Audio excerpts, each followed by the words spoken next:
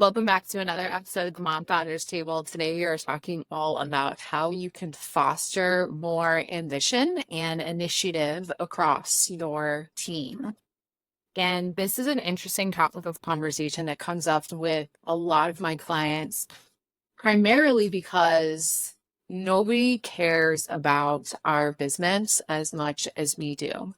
And so oftentimes my clients will find themselves frustrated with people not taking initiative, with employees or team members not stepping up or not bringing ideas to the table.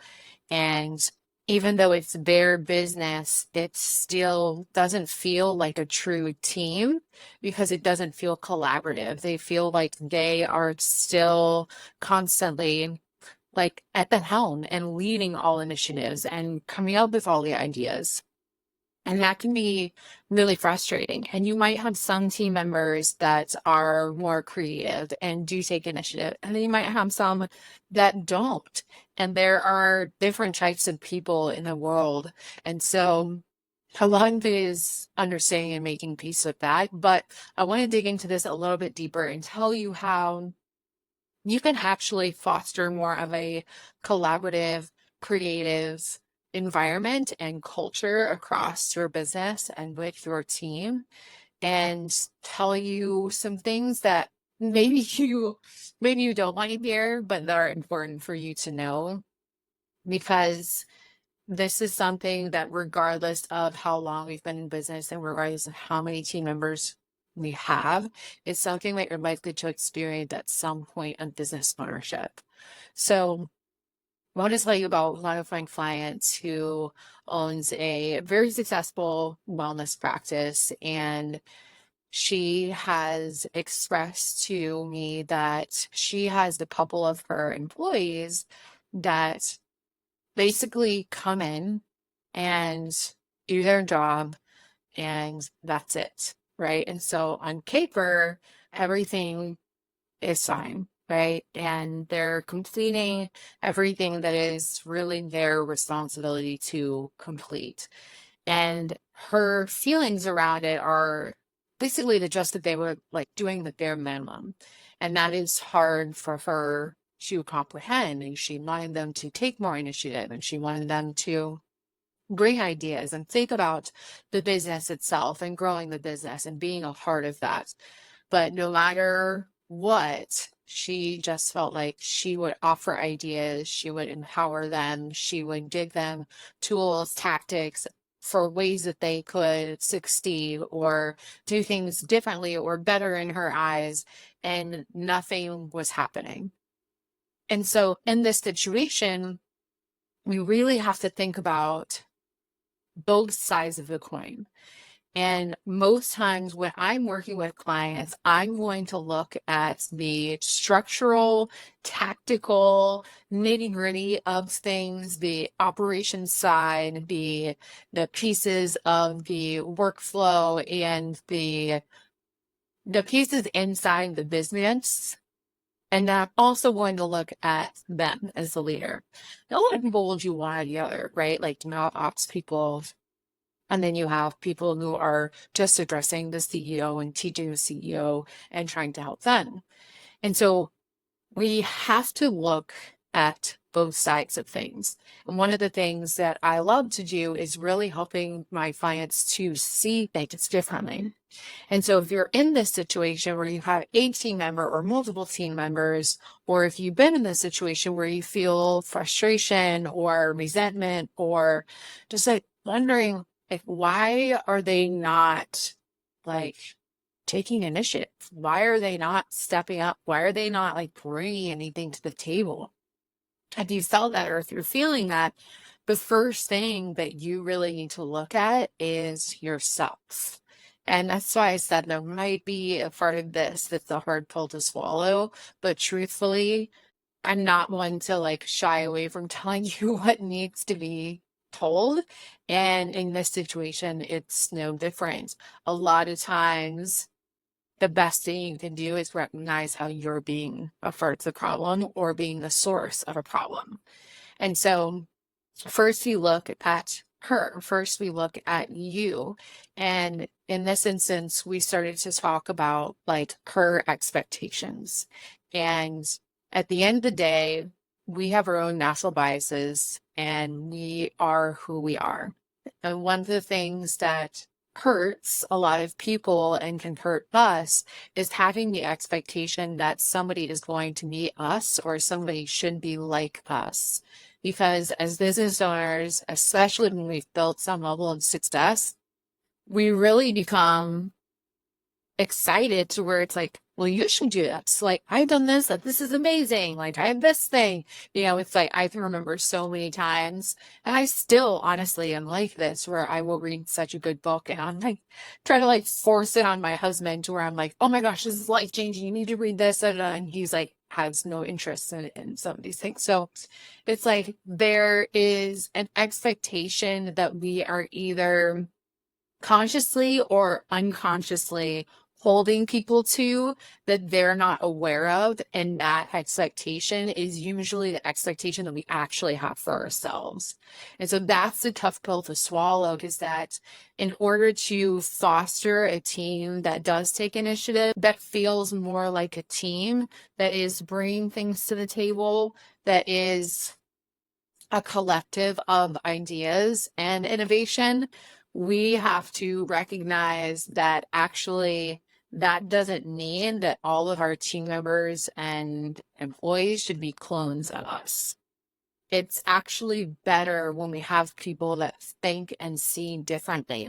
And if you can foster good communication, that will actually benefit the business, because you're going to bring and create opportunities for those communications so that people can share their insights and so that you can better understand where they are. So the first thing that you need to do if you're dealing with feeling like somebody is just showing up and checking in and checking out and they're not really in it, is to look at yourself and look at your expectations and say, am I expecting them to be a clone of me? Am I expecting them to give to my business what I've given to my business? And is that realistic? Because it isn't. It truly isn't. There are things that we can do and change to help move the needle in the right direction, which I'm going to talk about. But that is the first and most important thing, because otherwise, if you keep holding that expectation over their heads, what that feels like to them is that they can never meet your expectations, that they are never good enough. And then over time, these people that you want and need to support your dreams and your vision feel smaller and smaller and smaller. And that's the opposite of what we're trying to do. As good leaders, when you hire people into your business, that doesn't mean that they are your puppets. That means that you have brought somebody who has expertise and skill and creative mind and ideas and thoughts that are different than yours. And you can either use that to your advantage or you can try to mold them into you, which really creates such a bias that can prevent the success that you can create in your business. So you want people that are different than you. You want people that think differently than you. But if you're dealing with somebody that you feel like you're truly just kind of like dragging along and you're trying to force them into being ambitious like you are, then not only do we need to look at our expectations, but we need to look at other parts of the process. So another thing that you really need to be looking at is your hiring and interviewing process, right? I believe that we lean way too far in the area of like, what are your skills and what have you done and what does your resume look like, and not enough leaning towards the character and the resilience and how people problem solve and how they communicate. Skills and knowledge are things that can be taught. If somebody feels like that's something they want to learn, if somebody has interest in something, they're going to be more likely to say, yes, teach me that. And this is why I'm such a big pusher of like, bringing people in at the level that they're at. Like, if you were hiring like an admin and like letting that person move up as they learn more skills and learn the business. I love like promoting from within because those people already have like, they feel a sense of attachment and they have a level of loyalty usually. So in the hiring process itself, it's important that when you're hiring people that you are asking strategic questions that are about who they are as people, about what they value, about the things that matter most to them. Because yes, you got somebody who thinks differently and has, different expertise and different skills, but also you want there to be some sort of alignment, right? If somebody, you can tell when somebody, the way that they communicate, if you're looking for it, you can tell when there is somebody who is lacking a certain level of self-confidence that is needed to be ambitious. If you want somebody to be truly collaborative and be able to bring ideas to the table that can help the business grow, that requires a level of self-confidence that not everybody possesses. And so if you're only looking at how this person looks on paper and like what they've accomplished, and their achievements and like what their titles have been, you might be missing out on somebody who may not have all of those achievements, but what they do have is the guts to apply for a job they might not have been 100% qualified for, right? So it's important for us as business owners to think about the characteristics of the people that we want. And again, when we think about like job roles and responsibilities, we lean towards, okay, well, these are the gaps that need to be filled as far as like the tasks or the responsibilities that we need done. And yes, that's part of it, but that's only part of it. Right? Like what type of person, if you're going to be working alongside this person and you're going to have the expectation of this person to help you grow your business, then you need somebody who is going to have a certain level of self-confidence, who is going to have the resilience and the mindset of being able to problem solve and the ability to communicate when they are struggling or when they need help or when they are unclear, right? And so thinking about the questions that you are asking when you are interviewing and hiring and making sure that you're asking questions that allow you to see more of their character and more of their values is very important. And that's more of a preventative solution to where if you keep finding that you're hiring people who are just showing up and checking the box, that tells us that like either that's who they are, that's who they are as people, and you just overlooked that, and or you're not fostering certain things in your environment that need to be fostered in order to grow that self-confidence. So we've talked about looking at yourself and addressing your expectations. We've talked about the preventative piece of thinking about the character and the values of someone in the hiring process. So let's talk about when somebody is on your team and certain things that you need to address, look at, or have in place in order to foster this collaborative environment, in order to help people become more ambitious or have this desire for growth. So first and foremost, you need to have an open conversation about what growth is to them. Again, this goes back to your expectations. If you expect that your version of growth is like a constant increase in, let's say, revenue or even your bottom line, if you're defining growth and measuring growth by whatever the numerical way that you're measuring that is, that needs to be clearly identified and across the board to all team members. So they understand like, this is how we measure growth in this company. And this is what I want you to be bought into, right? This is how I'm measuring growth. On the other side of that is you need to understand what growth would look like to them.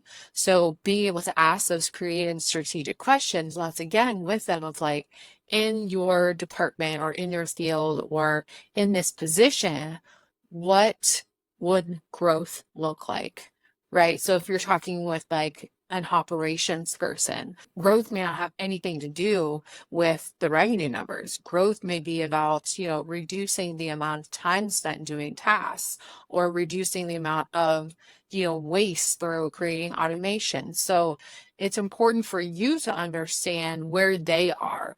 And a lot of times they might feel like they're growing and they're doing the right things to help the business, but because you don't value those things or don't understand them because that's not your position, that's where we start to see a little mix up, right? And so you want to make sure there is a clear understanding of like, here's how I view growth. And here are the things that I measure that growth with. And in your position, what does growth look like? And how are you measuring that? And how does that have to do with my version of growth? And what is the way in which we can understand each other? So building and bridging that gap of understanding so that each person plays a key role on your team as a different version of what growth looks like in a position. What is that? And you need to know and understand that. So other ways, by understanding where they are, that already creates like a closeness of like, okay, this person, I no longer see them as not being ambitious because they're not getting us more sales. I see them now as ambitious because they're reducing the amount of work time we have or the amount of tasks that are on our plates. And so being able to understand that, you will treat them different. You will speak to them different. You will value them more. And that itself is going to foster ambition. So other ways that you can really foster ambition across the team are going to be empowering instead of criticizing. So earlier I was speaking about a certain level of self-confidence that's required for people to be ambitious. And I believe that self-confidence is like one of the most important things that we can have. I recently was nominated for this award that's local to me. It's called Women Who Roar. So wish me luck on that. But anyways, I have filled out this application and it was like, what is your greatest strength? And Grace, confident as I am, I still was like, oh, I don't know what to put here. So I went to Eric and I was like, what is my greatest strength? And he was like, your greatest strength is your unwavering belief in yourself.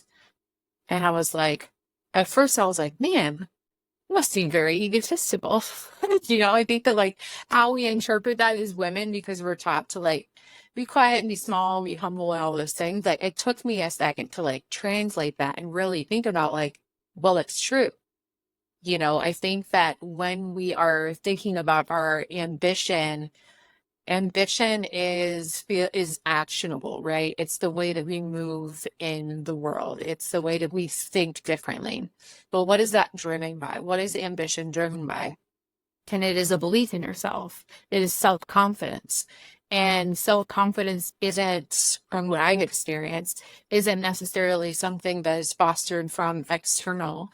It's more so fostered by things like keeping your promises to yourself, right? Like for me, after breaking through everything that I went through and having to rebuild my life from rock bottom and having no self-confidence and having to deal with all of this shame and all of this guilt. And, there were so many people saying all of these terrible things about me that a lot of them were true, and I had to face that. And so part of me being able to handle that and to build to even where I am now is I kept my promises to myself. I started telling myself that I was going to take care of myself and take care of my body and my mind and pour into myself and learn and grow.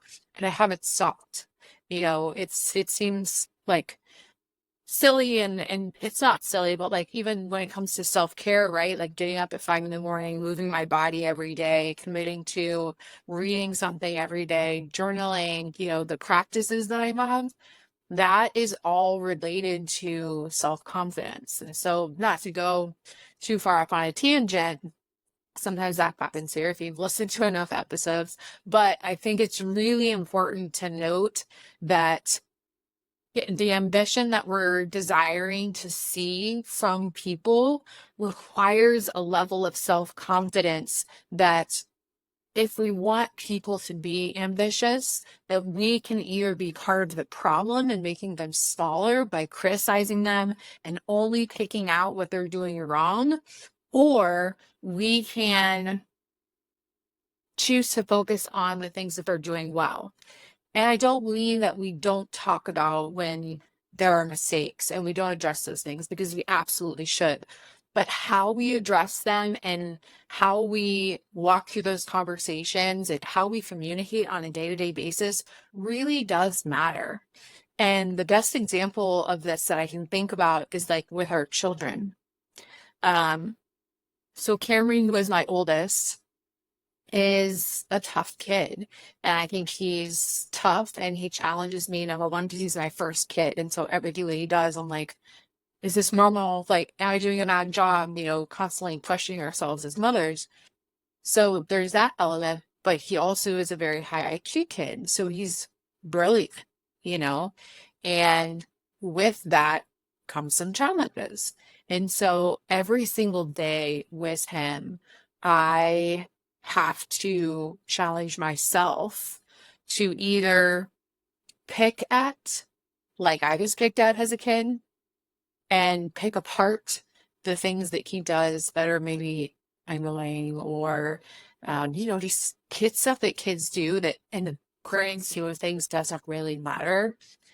I can either focus on those things or I can focus on the fact that he is such a great helper and so confident and so resilient, and the way that he is a good big brother to his sisters, and he reads to them, and he helps them, and he has so many amazing qualities. And so that's goes for any person, right?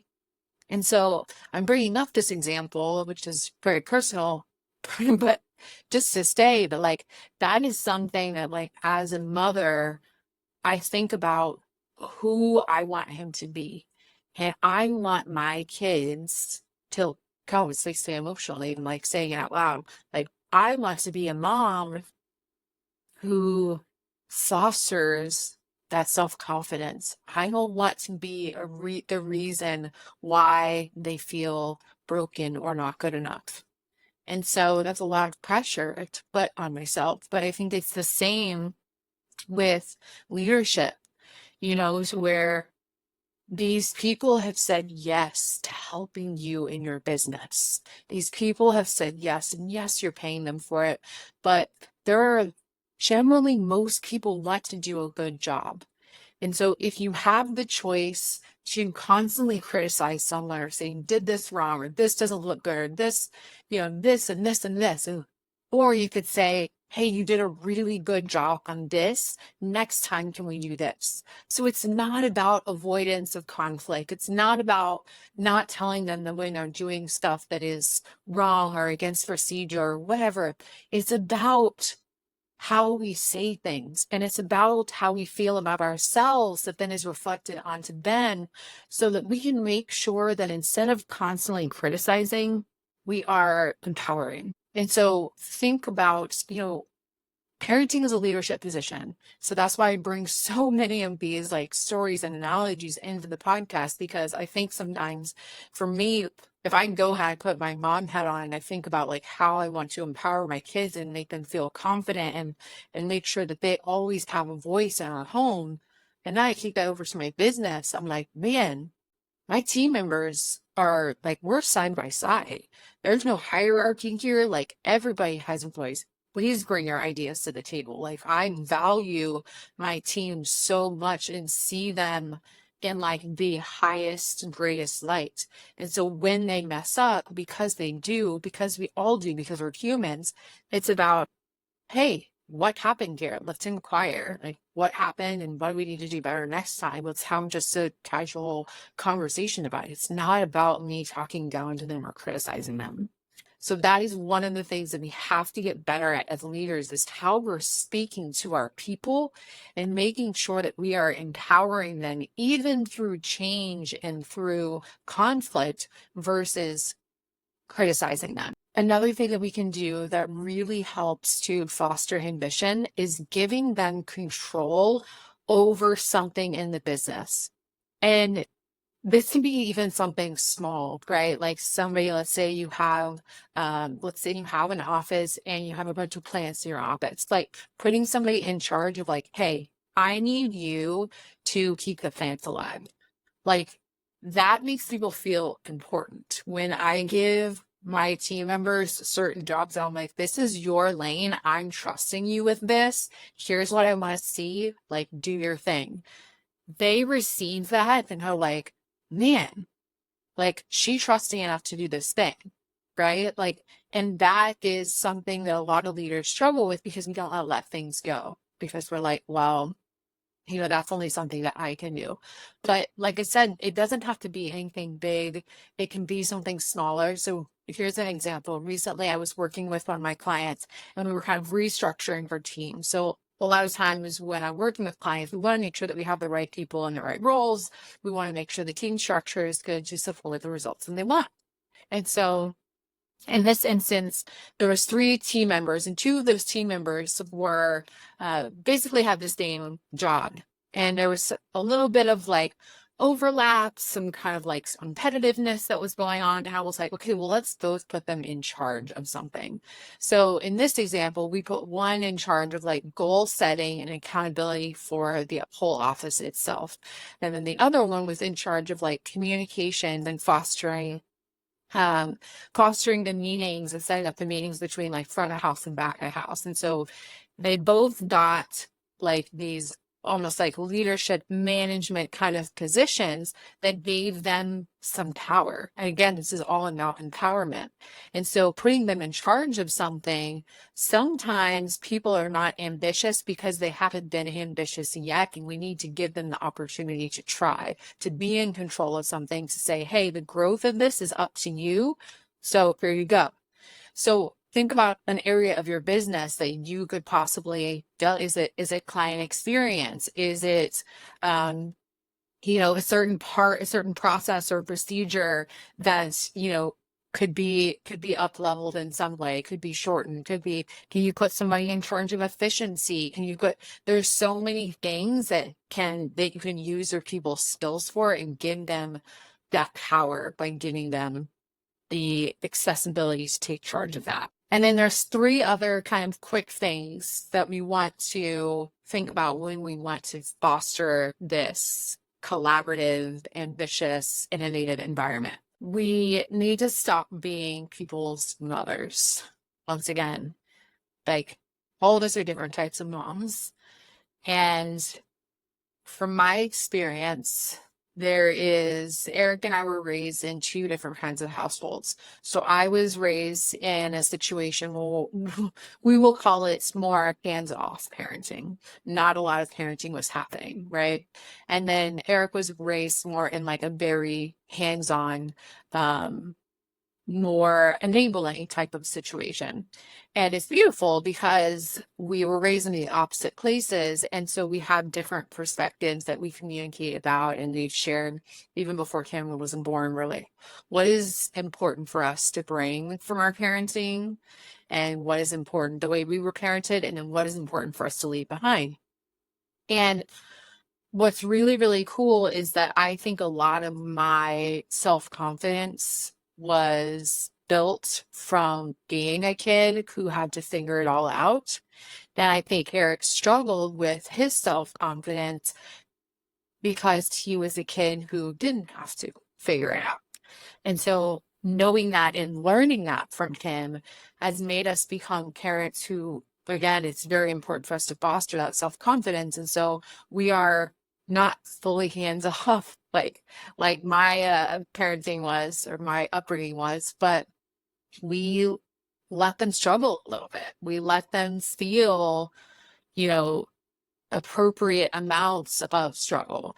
And we let them learn from that and we have conversations about it. And so it's the same thing in business, right? To where if we see that somebody's struggling, if we just take it away from them and just do it for them, how are they learning? And when you take something away from them, what it tells them is you don't think they're capable.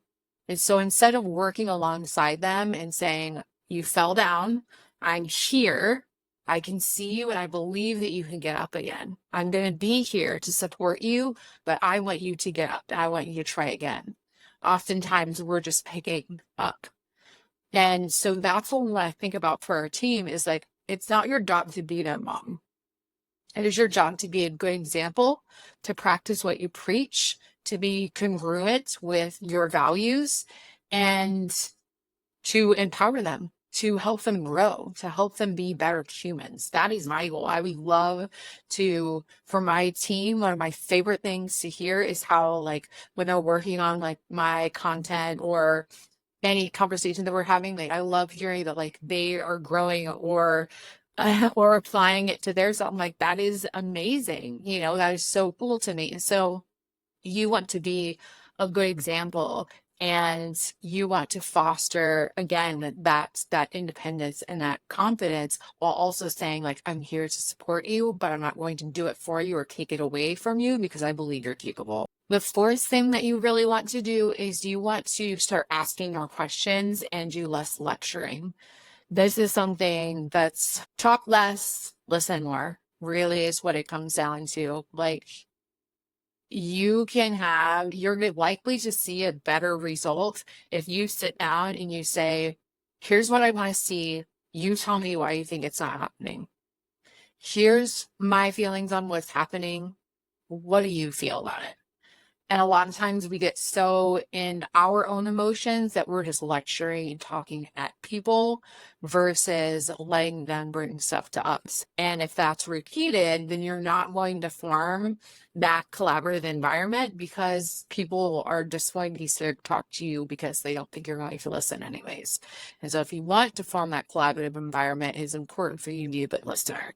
It's important for you to be really good at asking the right questions. And last but not least, this goes along with like empowering and instead of criticizing, is rewarding the behaviors that you do want to see, right? So again, this is another like parenting technique, but same thing for our team. Like, when they're doing a good job on something that is their job, just because it's their job and you have the expectation that they should do a good job at their job doesn't mean you shouldn't tell them. One of the things that we do in our team meeting is I have a full few minutes at the beginning of our meeting where I do recognition for each team member. And I give them a specific example of something that they've done and just recognize them in front of the team. And it's something small, but those kinds of gestures they're very appreciated, but also easily lost by leaders because, again, you have the expectation of like, I hired you, I'm paying you to do this job, so you should just do your job. And yes, and also these are people. And these are people who have said yes to, again, they're supporting your dream and supporting your goals. And so without them, what do you have? I tell my team, like, at least once a week, like, without you guys, like, I couldn't do anything. I say the same thing to Eric. I'm like, this is all you. Like, yes, I'm doing the work, but I couldn't do any of it without you. And the way that he supports our family and home, and like, I mean, he's just absolutely incredible. So focusing on rewarding and acknowledging and recognizing the behaviors, the things that they're doing, even if those are common things, even if they're the person that always takes out the trash. It's like these little things that can go unnoticed. People who feel appreciated want to do more for you. And so if you're not appreciating your people, if you're not showing them appreciation, then why would they want to do more for you? Because at this point, they feel like everything that they do isn't enough. And so just look at the team members that you have, look at the way that they're doing their job. And if they are doing their job and doing the things that they're supposed to do, make sure that you're giving them kudos on that. And this is like more of a mind thing for a lot of my leaders about like, well, I'm paying them to do that, so they should be doing that. Well, yes, but like, they don't have to. They really don't. They could be doing a bad job. You know what I mean? So hopefully this will help you to foster more of that collaboration, that connection, that ambition. I know that it's something that a lot of people desire for their teams, and I am really grateful to be able to work with women and help them to build this in our own team. So I hope that you have a wonderful day. If you have not already joined our Facebook community, we have a free Facebook community for mom founders and entrepreneurs. And inside this Facebook community, it's not your traditional Facebook group. It is all about building real relationships, networking, learning things that you need to learn as a mom and a business owner to help get your time back, build freedom, build flexibility. And once again, I'm in there teaching, talking, building connections. I love to watch other women connect and just thrive. So make sure that you are joined in the Facebook group. The link will be in the show notes for that. Please take a screenshot and tag the podcast if you are listening. It helps me so much to grow and get this in other people's ears. And thank you again for being here, for listening, and don't hesitate to reach out with any of your questions, any of your concerns, or any topics that you want to hear me discuss on there. So thank you guys again for listening to the Mom Founders Table, and we will see you guys next week.